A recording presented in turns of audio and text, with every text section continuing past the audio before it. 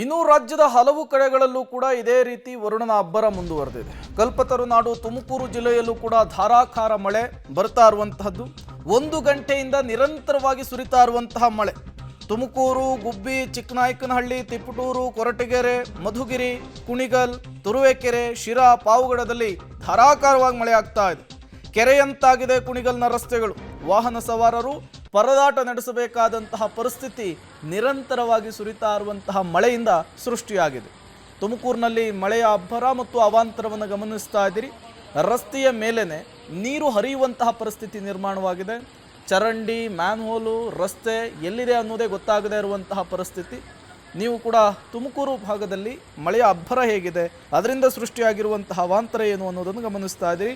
ತುಮಕೂರು ಜಿಲ್ಲೆಯ ಬಹುತೇಕ ತಾಲೂಕುಗಳಲ್ಲಿ ಇದೇ ರೀತಿಯ ಮಳೆ ಆಗಿದೆ ಎನ್ನುವಂತಹ ಮಾಹಿತಿ ಸಿಗ್ತಾ ಇದೆ.